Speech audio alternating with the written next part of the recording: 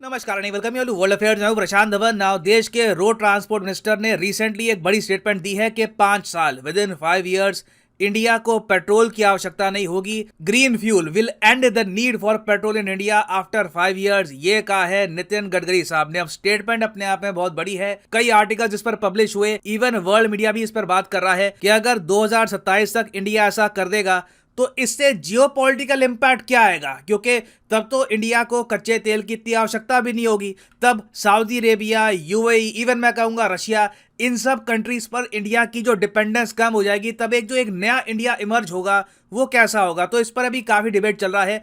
तो इस वीडियो में हम बात करेंगे कि क्या यह जेन्युइनली पॉसिबल है कि 2027 तक देश में पेट्रोल की आवश्यकता ना हो।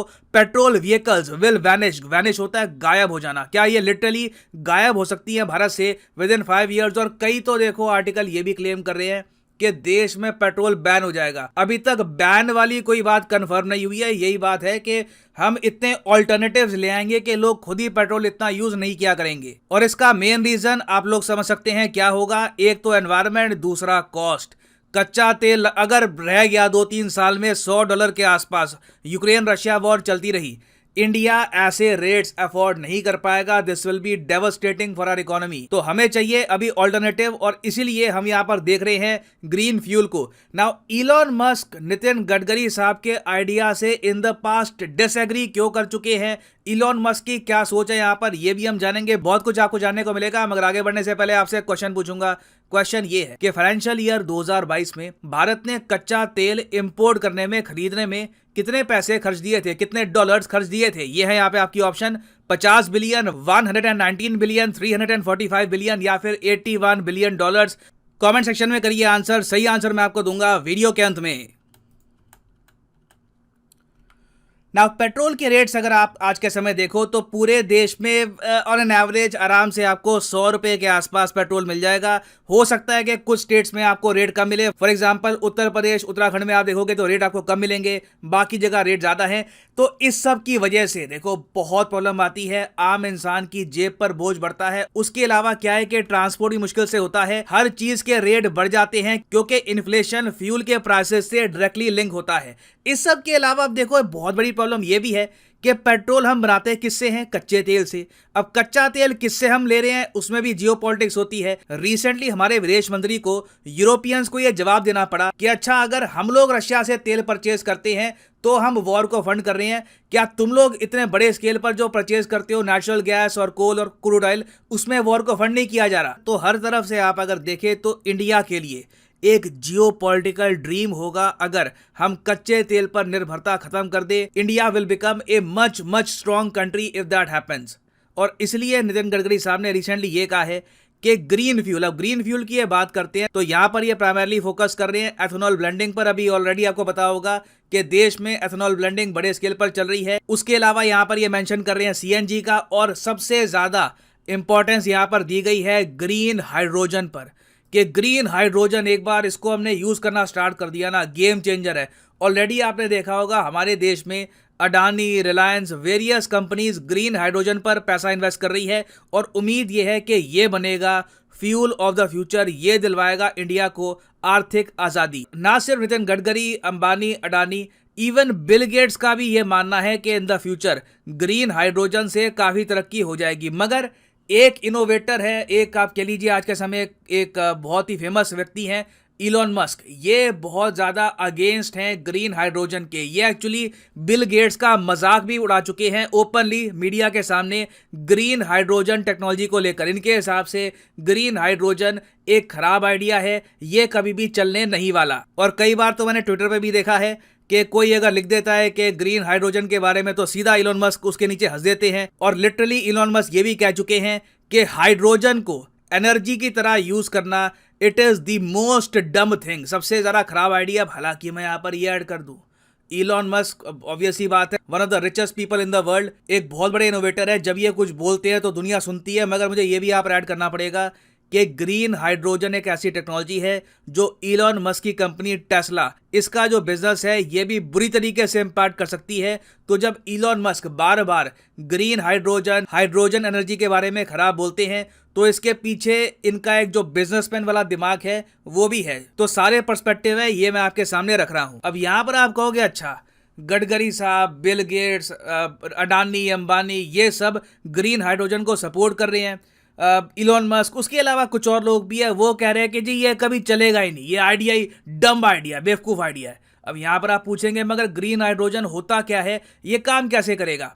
देखिए हाइड्रोजन आपको पता होगा सिंपलेस्ट और one of the smallest element आपको मिलेगा पीरियोडिक टेबल में हीलियम के साथ, और हाइड्रोजन को हम एक फ्यूल की तरह यूज कर सकते हैं। इसके बारे में हमको काफी दशकों से जानकारी थी, मगर क्वेश्चन यहाँ पर यह था कि हाइड्रोजन प्राप्त कैसे करें, आएगा कहां से हाइड्रोजन। अब इसके आंसर में काफी लोगों ने कहा कि पानी, आई मीन लिटरली H2O, पानी में आपको ऑक्सीजन मिलेगा, उसके अलावा हाइड्रोजन मिलेगा।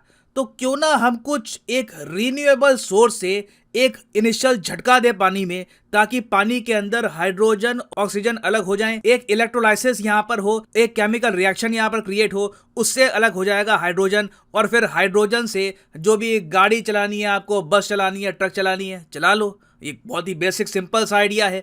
तो यही बेसिक कॉन्सेप्ट है ग्रीन हाइड्रोजन का। और जैसे ग्रीन हाइड्रोजन है ना, वैसे ही ब्लू हाइड्रोजन भी है, ग्रे हाइड्रोजन भी है। घूम फिर के देखो आइडिया यही है कि आपको हाइड्रोजन को अलग करना है और हाइड्रोजन से आपको अपनी जो भी इलेक्ट्रिसिटी है, पावर है, ये आपको बनानी है। ग्रे हाइड्रोजन में आप अगर देखो तो हम यूज करते हैं नेचुरल गैस का, मगर एक बात यहाँ पर खराब ये है कि इसमें CO2 जो है ये हम एटमॉस्फेयर में एमिट करते हैं, क्योंकि काफी बार नेचुरल गैस, कोल, मीथेन का जब आप यूज करोगे हाइड्रोजन बनाने के लिए तो एनवायरनमेंट को नुकसान होगा। ब्लू हाइड्रोजन में आप क्या करते हो कि CO2 को स्टोर किया जाता है और उसको रीयूज किया जाता है, इसलिए कहा जाता है कि ब्लू हाइड्रोजन ग्रे हाइड्रोजन से बेहतर है।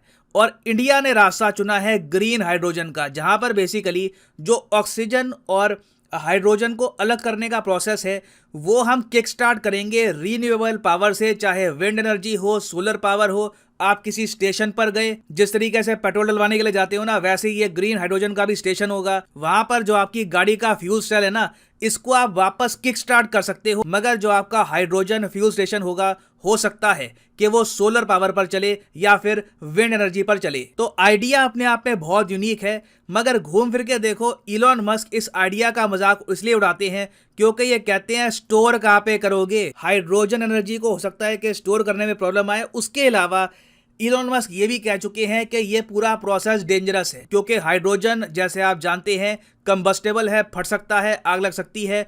तो आपके सामने एक इंजीनियरिंग चैलेंज है कि कैसे आप एक व्हीकल बनाओगे जहां पर ये पूरा प्रोसेस आप सेफली करोगे और ड्राइवर की जान भी नहीं जाएगी। मगर दुनिया भर में कई देश हैं, जापान है, जर्मनी है, इंडिया के अलावा कई और देश हैं जो ग्रीन हाइड्रोजन टेक्नोलॉजी पर काम कर रहे हैं। इलॉन मस्क चाहे डम बोले, स्टूपिड बोले, जो भी यहाँ पर एडजेक्टिव लगा ले, उनकी मर्जी है, मगर दुनिया क्लियरली इस एनर्जी की तरफ बढ़ रही है। और इस पर आप देखोगे इन द फ्यूचर काफ़ी तरक्की होगी, बहुत सी कार, स्कूटर्स आएंगी जो ग्रीन हाइड्रोजन पर चला करेगी। और बताया जा रहा है कि ये पेट्रोल से काफ़ी सस्ता होगा, इसको आराम से 70 रुपीज़ प्रति किलो के हिसाब से बेचा जा सकता है। मगर मैं इस सब पर अभी कॉमेंट नहीं कर सकता कि ये कितना सस्ता होगा, ये मतलब पेट्रोल के मुकाबले कितना कॉस्ट इफेक्टिव होगा, क्योंकि इंजीनियरिंग पे बहुत कुछ डिपेंड करता है। आप कौन सा व्हीकल परचेज करते हो, आपका व्हीकल बनाया किसने है, टाटा ने, हुंडई ने, it depends on a lot of factors. तो गडकरी साहब ने जो कहा है ये ऐसा नहीं है कि कोई पाइप ड्रीम है। हमारे देश में ऑलरेडी आपने देखा होगा एक नेशनल हाइड्रोजन मिशन भी स्टार्ट हो चुका है, जिसके अंडर बहुत सा काम हुआ है। नीति आयोग ने रिसेंटली कहा है कि 10 स्टेप्स हम उठा सकते हैं to make India a global green hydrogen power. इनमें से एक स्टेप इन्होंने यहाँ पर यह भी कहा है कि हमको पार्टनरशिप बनानी होगी, गवर्नमेंट टू गवर्नमेंट पार्टनरशिप बनानी होगी, जापान के साथ, साउथ कोरिया के साथ, जर्मनी के साथ। तो पोटेंशियल यहाँ पर बहुत ज़्यादा है, this can B game changing. और मैं आपको ये बता दूं, देखो necessity is the mother of all innovation. काफ़ी बार देखा गया इतिहास में कि जब इन्वेंशन होती है, जब नए आइडियाज़ क्रिएट होते हैं ना, तो उसके पीछे जो मेन कारण है वो होता है नीड, नेसेसिटी, के चाहिए कुछ ना कुछ, यहाँ पे आपको ऑप्शन चाहिए। तो हम इस स्थिति में आ चुके हैं, कच्चे तेल के दाम जो पहुँच गए हैं, it will hurt India badly. तो कहीं ना कहीं हमको इनोवेशन करके, नए आइडियाज़ क्रिएट करके एक नया रास्ता बनाना होगा। नाउ अब वापस आते हैं अपने क्वेश्चन की तरफ के फाइनेंशियल ईयर 2022 में इंडिया ने कितना पैसा खर्चा था कच्चे तेल को परचेज करने में। तो ये है यहाँ पे आपकी ऑप्शन। सही उत्तर यहाँ पे है option B is the right answer, 119 billion dollars. यहाँ पर आप देख पाओगे इंडिया का जो ऑयल इंपोर्ट बिल है ये डबल हो गया था फाइनेंशियल ईयर 2022 में टू 119 बिलियन डॉलर्स। और अभी कोई बड़ी बात नहीं है कि ये इससे भी अधिक ज़रा बढ़ जाएगा। मैं कहता हूं सरकार को आराम से बहुत सारा पैसा, बिलियंस ऑफ डॉलर्स रिसर्च में बस बहा देना चाहिए। कुछ ना कुछ एक प्रॉपर सोल्यूशन निकालो ग्रीन हाइड्रोजन एनर्जी का, and this can be a game changer for our country. और फाइनली यहाँ पर मैं ये भी ऐड कर दूं कि लाइफ में अगर आप एक बार प्रॉपरली यूपीएससी एग्जाम की तैयारी करना चाहते हैं, किसी भी एग्जाम की तैयारी करना चाहते हैं, चाहे आईआईटी हो, बैंक हो, तो सिंपली जाइए कमेंट सेक्शन में आपको मिलेगी ये पिंड कमेंट, और यहाँ पे आप परचेज कर सकते हैं the course of your choice. For example let's say आप प्रिपेयर कर रहे हैं फॉर यूपीएससी, क्लिक करिए यूपीएससी पर और यहाँ पे आपके सामने खुल जाएगा ये पेज, और यहाँ पे आप परचेज कर पाएंगे UPSC course for 36 month as well. अगर मान लीजिए आप एक कॉलेज स्टूडेंट हैं, अभी आपके पास टाइम है 2-3 साल का आराम से यूपीएससी की प्रिपरेशन करनी है, तो 36 महीने का जो कोर्स है ये भी आप कर सकते हैं परचेज। मगर जो प्राइसेस यहाँ पर लिखे हैं ये पे करने की जरूरत नहीं है। सिंपली यहाँ पर कोड यूज करिए PD10 and the prices will start falling. So use the code PD10 and save money. So इसी नोट के साथ ये है वीडियो का अंत। Thank you for listening and as always God bless you all.